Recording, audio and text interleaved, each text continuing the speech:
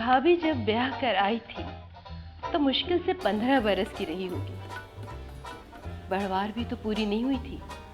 भैया की सूरत से तो ऐसे लरसती थी जैसे कसाई से गाय, मगर साल भर के अंदर वो तो जैसे मुंह बंद कली से खिलकर फूल बन गई। आंखों में हिरनों जैसी वहशत दूर होकर गुरूर और शरारत भर गई। भाभी जरा आजाद किस्म के खानदान से थी, कॉन्वेंट में तालीम पाई थी। पिछले साल उसकी बड़ी बहन एक ईसाई के साथ भाग गई थी, इसलिए इसकी शादी पट कर दी गई। भाभी आजाद फजा में पली थी, हिरनियों की तरह कलांचे भरने की आदी थी।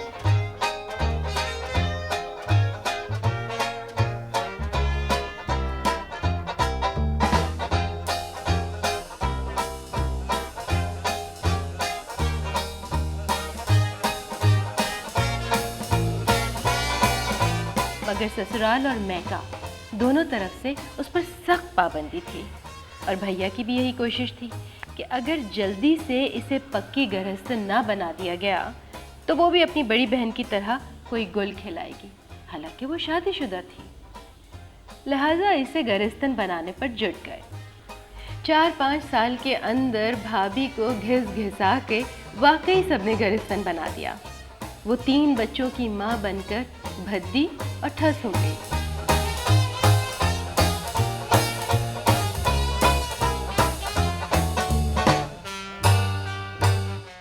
अम्मा उसे मुर्गी का शोरबा गोंद सटोर के पिलाती, भैया टॉनिक पिलाते, और हर बच्चे के बाद वो 10-15 पाउंड बढ़ जाती। आहिस्ता आहिस्ता उसने बनना संवरना ही छोड़ दिया था। भैया को लिपस्टिक से नफरत थी, आंखों में मनो काजल और मस्कारा देखकर वो चिढ़ जाते। भैया को बस गुलाबी रंग पसंद था या सुर्ख। भाभी ज्यादातर गुलाबी या सुर्ख कपड़े ही पहना करती थी, गुलाबी साड़ी पर सुर्ख ब्लाउज या कभी गुलाबी के साथ हल्का गहरा गुलाबी। शादी के वक्त उसके बाल कटे हुए थे, मगर दुल्हन बनाते वक्त ऐसे तेल चपड़ कर बांधे गए थे कि पता नहीं चलता था कि वो परकती मेम है। अब उसके बाल बढ़ तो गए थे, लेकिन पैर दर पे बच्चे होने की वजह से वो जरा सी गंजी हो गई थी। वैसे भी वो बाल कस कर मैली धज्जी ही बांध लिया करती थी। उसके मियाँ को वो मैली कुचैली ऐसे ही बड़ी प्यारी लगती थी, और मैके और ससुराल वाले भी उसकी सादगी को देखकर उसकी तारीफों के गुण गाते थे। भाभी थी भी बड़ी प्यारी, सजल नक्शा, मक्खन जैसी रंगत, सडोल हाथ पांव, मगर उसने इस बुरी तरह अपने आप को ढीला छोड़ दिया था कि खमीरे आटे की तरह बह गई।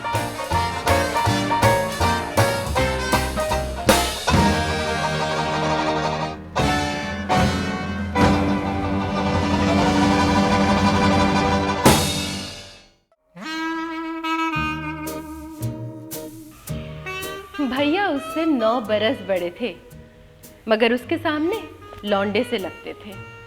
वैसे ही सिडोल कसरती बदन वाले, रोज वर्जिश करते, बड़ी एहतियात से खाना खाते, बड़े हिसाब से सिगरेट पीते, यूं ही कभी विस्की बियर चख लेते। उनके चेहरे पर अब भी लड़कपन था। थे भी 31 बरस के, मगर 24-25 बरस के ही लगते थे।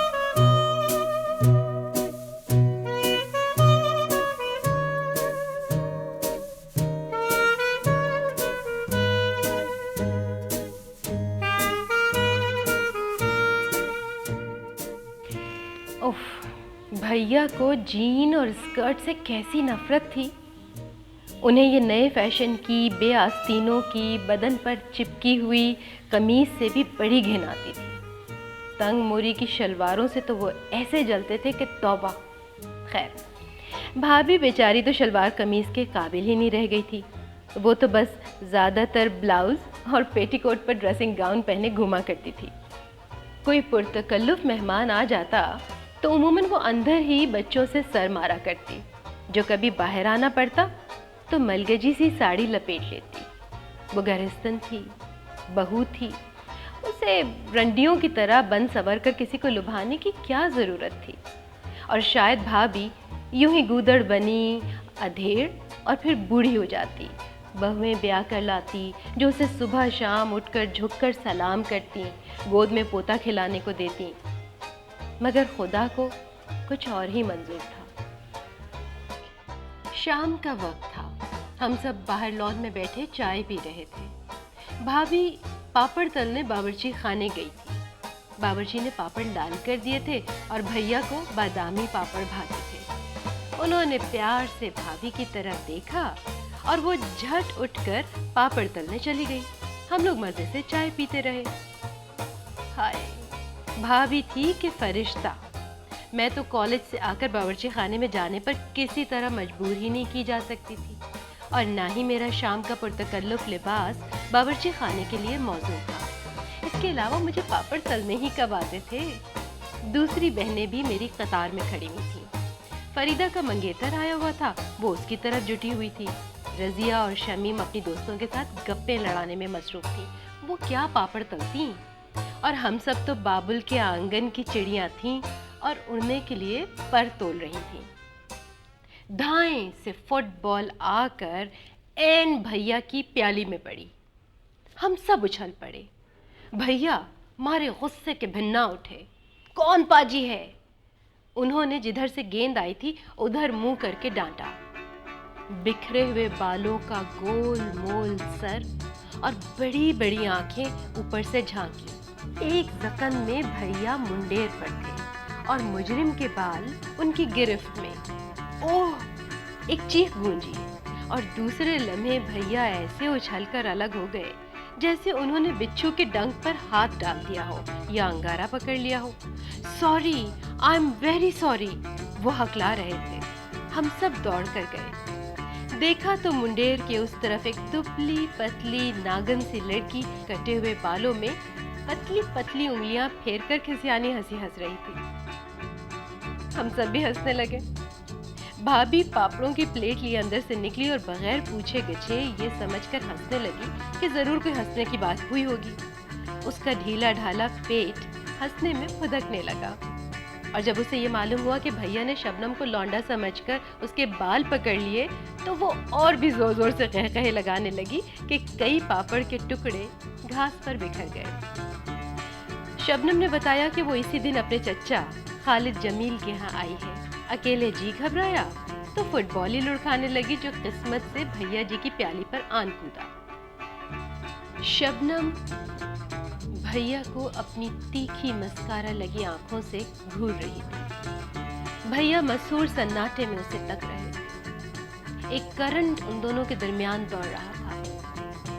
भाभी इस करंट से कटी हुई जैसे कोसों दूर खड़ी थी। उसका फुदकता हुआ पेट सहम कर रुक गया। हंसी ने उसके होठों पर लड़खड़ा कर दम तोड़ दिया। उसके हाथ ढीले हो गए। प्लेट टेढ़ी होकर पापड़ घास पर गिरने लगे। फिर एकदम वो दोनों जाग पड़े और ख्वाबों की दुनिया से लौट आए। आइए चाय पी लीजिए। उसके बाल स्याह भंवरा थे मगर आंखें जैसे स्याह कटोरियों में किसी ने शहद भर दिया हो। भैया कुछ गुमसुम से बैठे थे। भाभी उन्हें ऐसे ताक रही थी जैसे बिल्ली पर तोलते हुए परिंदे को घूरती है कि जैसे ही पर फड़फड़ाए बढ़कर उसे दबोच ले। उसका चेहरा तमतमा रहा था। होंठ भिजे हुए थे। नथने फड़फड़ा रहे थे। इतने में मुन्ना आकर उसकी पीठ पर धम से कूदा। वो हमेशा उसकी पीठ पर ऐसे ही कूदा करता था जैसे वो गदगदा सा तकिया हो। भाभी हमेशा हंस दिया करती थी मगर आज उसने चटाख चटाख 2-4 चांटे जड़ दिए। शबनम परेशान हो गई। तुम्हारी मम्मी तो बहुत गुस्से वाली लगती हैं। मम्मी, ये हमारी भाभी है। भाभी? हाँ। ओह, भाभी सिर्फ 23 साल की हैं। मगर डोंट बी सिली। शबनम हंसी। भैया भी उठकर चल दिए। खुदा की कसम। जहालत है। नहीं, भाभी ने 15 साल की उम्र में मार्टी से सीनियर कैम्ब्रिज किया था। तो तुम्हारा मतलब है कि ये मुझसे 3 साल छोटी हैं। मैं तो सिर्फ 26 साल की हूँ। तब तो वाकई छोटी हैं। और मैं समझी कि वो तुम्हारी मम्मी है। दरअसल मेरी आंखें जरा कमजोर हैं, लेकिन ऐनक पहनने से मुझे सख्त नफरत है। उन्हें बुरा लगा होगा ना? नहीं, भाभी को कुछ बुरा नहीं लगता। बेचारी। कौन भाभी? भैया अपनी बीवी पर जान निसार करते हैं। बहुत बचपन में शादी कर दी गई होगी ना? यही कोई 25-26 साल के होंगे। भला मुझे तो मालूम ही ना था कि 20वीं सदी में भी बगैर देखे शादी होती है। तुम्हारा तो हर अंदाजा ही गलत निकल रहा है। भैया ने भाभी को देखकर ही पसंद कर लिया था, तभी तो उनकी शादी हुई थी। लेकिन तब वो कमल के फूल की तरह नाजुक और हसीन थे। तो फिर ये क्या हो गया इनको शादी के बाद? होता क्या, भाभी अपने घर की मलका है, बच्चों की मलका है, कोई फिल्म एक्ट्रेस तो है नहीं। और वैसे भी भैया को सूखी मारी लड़कियों से घिन आती है। भाई चाहे जो भी हो, मुझसे कोई प्यार करे ना करे, मैं तो कभी भी किसी को खुश करने के लिए हाथी का बच्चा ना बनूं। और वैसे माफ करना, होंगी कभी तुम्हारी भाभी बहुत हसीन, अब तो बिल्कुल भी नहीं है। आपका नुक्ता नज़र भैया से बिल्कुल मुख्तलिफ है। मैंने बात टाल दी और जब वो बल खाती, सीधी सडोल टांगों को आगे पीछे झुलाती, नन्हे नन्हे कदम रखती मुंडेर की तरफ जा रही थी, भैया बरामदे में खड़े थे। उनका चेहरा सफ़ेद पड़ गया था। वो बार बार अपनी गुद्दी सहला रहे थे, जैसे किसी ने वहाँ जलती हुई आग रख दी हो। चिड़िया की तरह फुदक कर वो मुंडेर फलांग गई। पल भर को पलट कर उसने अपनी शरबती आंखों से भैया की तरफ देखा और छलावे की तरह कोठी में गायब हो गई। भाभी लॉन पर झुकी हुई प्यालियां समेट रही थी, मगर उसने एक नजर न आने वाला तार देख लिया था जो भैया जी और शबनम की निगाहों के दरमियान दौड़ रहा था।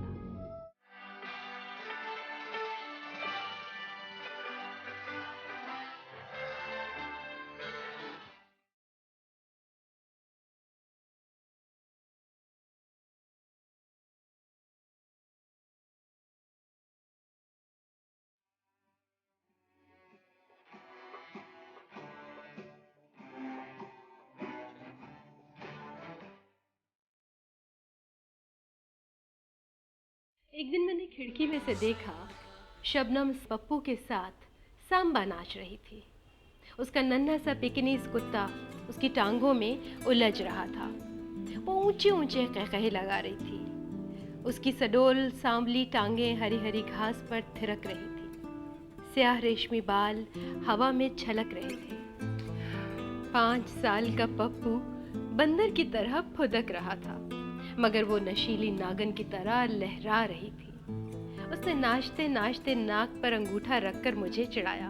मैंने जवाब में घूंसा दिखा दिया, मगर फौरन ही मुझे उसकी निगाहों का पीछा करके मालूम हुआ कि ये इशारा वो मेरी तरफ नहीं कर रही थी। भैया बरामदे में अहमकों की तरह खड़े गुद्दी सहला रहे थे और वो उन्हें मुंह चिढ़ाकर जला रही थी। उसकी कमर में बल पड़ रहे थे, कूल्हे मटक रहे थे, बाहें थर्रा रही थीं, होंठ एक दूसरे से जुदा लरज रहे थे। उसने सांप की तरह लब से जबान निकालकर अपने होंठ को चाटा।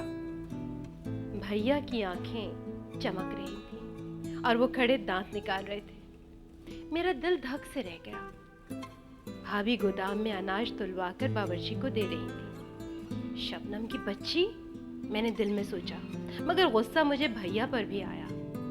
उन्हें दांत निकालने की क्या जरूरत थी? उन्हें तो शबनम जैसी करंटियों से नफरत थी। उन्हें तो अंग्रेजी नाचों से घिन आती थी। फिर वो क्यों खड़े उसे तक रहे? और ऐसी भी क्या बेसुधी कि उनका जिस्म सांबा की ताल पर लरज रहा था और उन्हें खबर ही ना थी। इतने में बॉय चाय की ट्रे लेकर लॉन पर आ गया। भैया ने हम सबको आवाज दी और बॉय से कहा कि भाभी को भेज दे। रस्मन शबनम को बुलावा देना पड़ा। मेरा तो जी चाह रहा था कतई उसकी तरफ से मुंह फेर कर बैठ जाऊं, मगर जब वो मुन्ने को पिड्डी पर चढ़ाए मुंडेर फलांग कर आई तो न जाने क्यों मुझे वो कतई मासूम लगी। मुन्ना उसका स्कार्फ लगामों की तरह थामे हुए था और वो घोड़े की चाल उछलती हुई लॉन पर दौड़ रही थी।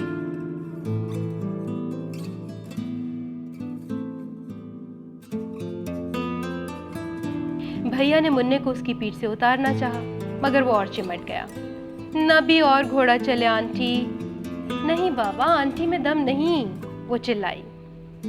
बड़ी मुश्किल से मुन्ने को भैया ने उतारा, मुंह पर एक चांटा लगाया। एकदम तड़प कर शबनम ने उसे गोद में उठा लिया और भैया के हाथ पर जोर का थप्पड़ लगाया। शर्म नहीं आती? इतने बड़े ऊंट के ऊंट जरा से बच्चे पर हाथ उठाते हैं। भाभी को आता देखकर उसने मुन्ने को उनकी गोद में दे दिया। उसका चांटा खाकर भैया मुस्कुरा रहे थे। देखिए जरा कैसे मार रहे हैं आपके बच्चे को। मेरा बच्चा होता ना तो उसके हाथ तोड़ के रख देती।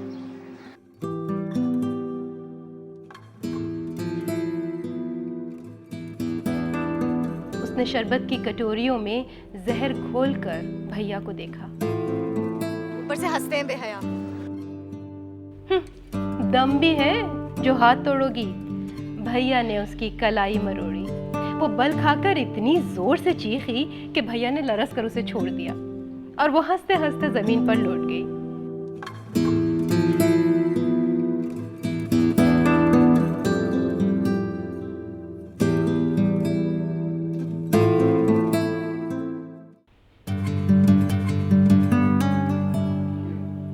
चाय के दरमियान भी शबनम की शरारतें चलती रहीं। वो बिल्कुल कमसिन छोकरियों की तरह चुगलियां कर रही थी। भाभी गुमसुम बैठी थी।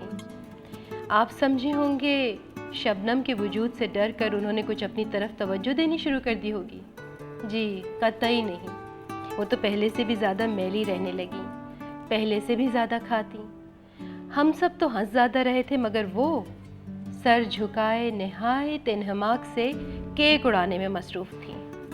चटनी लगा लगा कर भजिए निगल रही थीं। टोसों पर ढेर सा मक्खन और जेली थोप कर देख खाए जा रही थीं।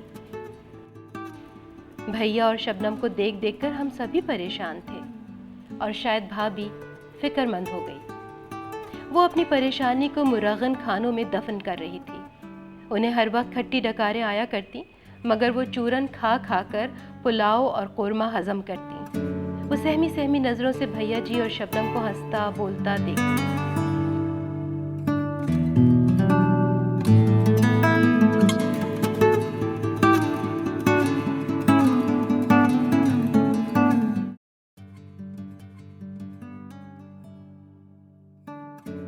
भैया तो कुछ और भी लौंडे लगने लगे थे।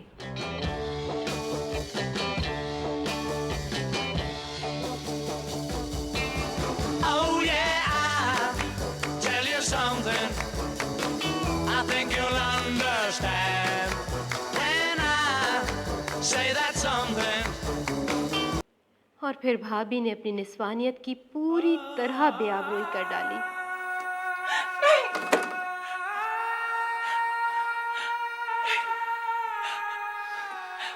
तो मुझसे शादी कर लो, मैं तुम्हें कुछ नहीं कहती। खुदा मुझे तलाक ना दो, मैं सारी जिंदगी वही गुजार दूंगी। मुझे तुमसे कोई शिकायत नहीं होगी, मत छोड़ो मुझे।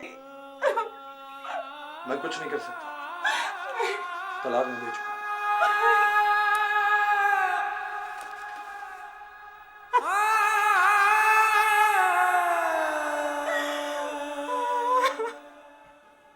भाभी चली गई। फिजा ऐसी खराब हो गई थी कि भैया और शबनम भी शादी के बाद हिल स्टेशन पर चले गए। आशियाना उजड़ गया, भरा हुआ घर सुनसान हो गया, सब इधर उधर हो गए। 7-8 साल पलक झपकते न जाने कहाँ गुम हो गए। कभी साल 2 साल में भैया की कोई खैर खबर मिल जाती। वो ज़्यादातर हिंदुस्तान से बाहर मुल्कों की चकफेरियों में उलझे रहे, मगर जब उनका ख़त आया कि वो बम्बई आ रहे हैं तो भूला बिसरा बचपन फिर से जाग उठा।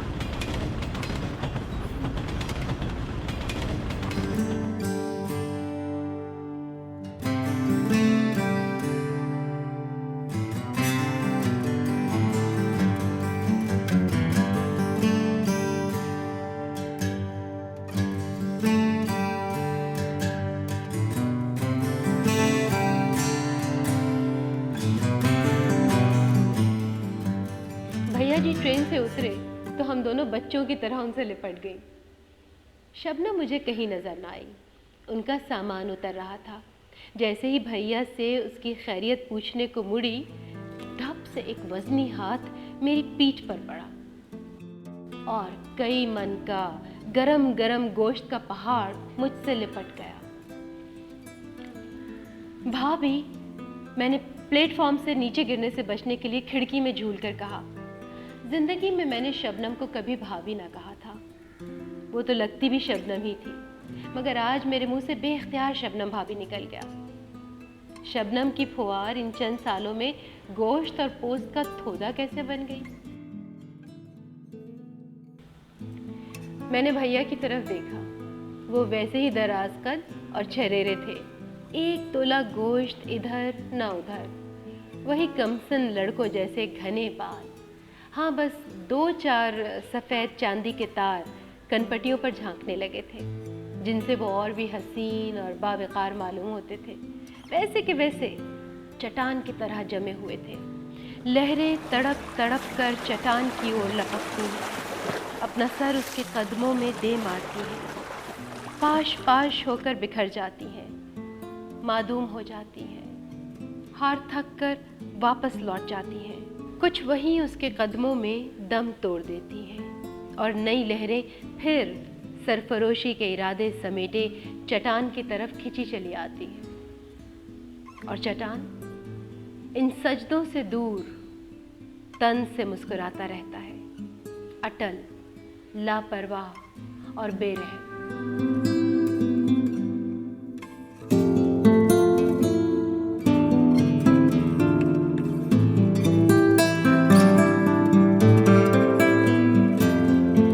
जब भैया ने शबनम से शादी की तो सभी ने कहा था शबनम आज़ाद लड़की है, पक्की उम्र की है, जबकि भाभी, मैंने शहनाज को हमेशा भाभी ही कहा था।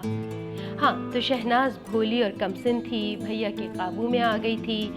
ये नागन उन्हें डस कर बेसुध कर देगी, उन्हें मज़ा चखाएगी। मगर मज़ा तो लहरों को सिर्फ चट्टान ही चखा सकती है। बच्चे बोर्डिंग में हैं, छुट्टी नहीं थी उनकी। शबनम ने खट्टी डकारों भरी सांस मेरी गर्दन पर छोड़कर कहा। और मैं हैरत से इस गोश्त के ढेर में उस शबनम की फुआर को ढूंढ रही थी जिसने शहनाज के प्यार की आग को बुझाकर भैया के कलेजे में नई आग भड़का दी थी। मगर ये क्या, बजाय इस आग में भस्म हो जाने के, भैया तो और भी सोने की तरह तप कर निखर आए थे। आग खुद अपनी तपिश में भस्म होकर राख का ढेर बन गई थी। भाभी तो मक्खन का ढेर थी, मगर शबनम झुलसी हुई मटियाली राख थी। उसका सांवला कुंदनी रंग मरी हुई छिपकली के पेट की तरह और जर्द हो चुका था।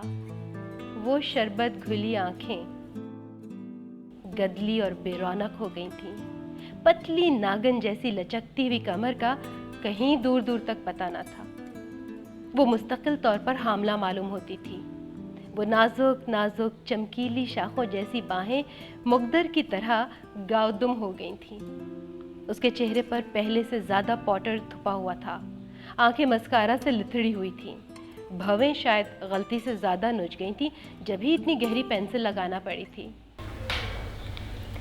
भैया रिट्स में ठहरे। रात को हम डिनर पर वहीं पहुंच गए।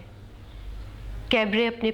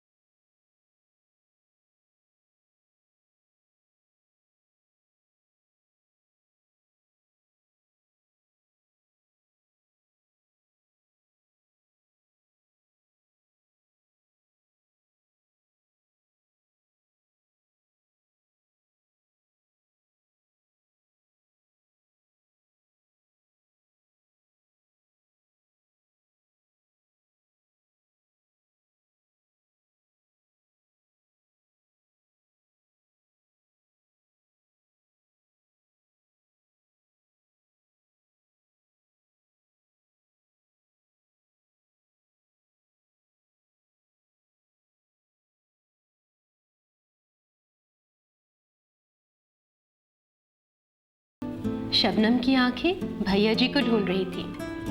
बैरा तरोताज़ा रसभरी और क्रीम का जग ले आया। बेख्याली में शबनम ने प्याला रसभरियों से भर लिया। उसके हाथ लरज रहे थे, आंखें चोट खाई हुई हिरनियों की तरह परेशान चौकड़ियां भर रही थी। भीड़ भाड़ से दूर नीम तारीक बालकनी में भैया खड़े मिस्री रकासा का सिगरेट सुलगा रहे थे। उनकी पुरशौक निगाहें रकासा की नशीली आंखों से उलझ रही थीं। शबनम का रंग उड़ा हुआ था और वो एक बेहंगम पहाड़ की तरह गुमसुम बैठी हुई थी। शबनम को अपनी तरफ तकता देखकर भैया रकासा का बाजू थामे अपनी मेज़ की तरफ लौट आए और हमारा तारुफ कराया। मेरी बहन, उन्होंने मेरी तरफ इशारा किया। रकासा ने लचक कर मेरे वजूद को मान लिया। मेरी बेगम, उन्होंने ड्रामाई अंदाज में कहा, जैसे कोई मैदान जंग में खाया हुआ जख्म किसी को दिखा रहा हो। रकासा दम बखुद रह गई, जैसे उसने उनकी रफ़ीक़ा हयात को नहीं, खुद उनकी लाश को खून में गलता देख लिया हो। वो हैबत ज़दा होकर शबनम को घूरने लगी। फिर उसने अपने कलेजे की सारी ममता अपनी आंखों में समोकर भैया की तरफ देखा। उसकी एक नज़र में लाखों फसाने पोशीदा थे। उफ, ये हिंदुस्तान जहाँ जहालत से कैसी कैसी प्यारी हस्तियाँ रस्म व रिवाज पर कुर्बान की जाती हैं। काबिले परस्तिश हैं वो लोग और काबिले रहम भी, जो ऐसी ऐसी सजाएं भुगतते हैं। शबनम, मेरी भाभी ने रकासा की आंखों में ये सब कुछ पढ़ लिया। उसके हाथ लरजने लगे।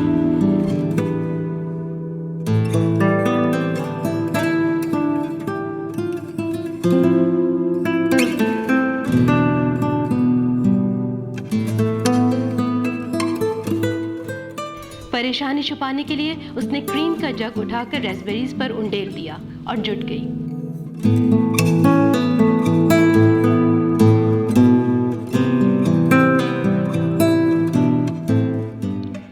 बेचारे भैया जी, हैंडसम और मजलूम, सूरज देवता की तरह हसीन और रोमांटिक।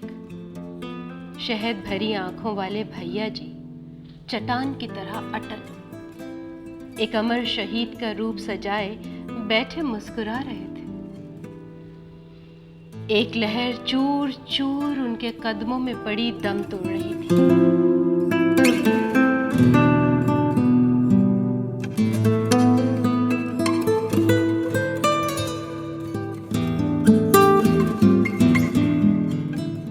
दूसरी नई नवेली लचकती हुई लहर उनकी पथरीली बाहों में समाने के लिए बेचैन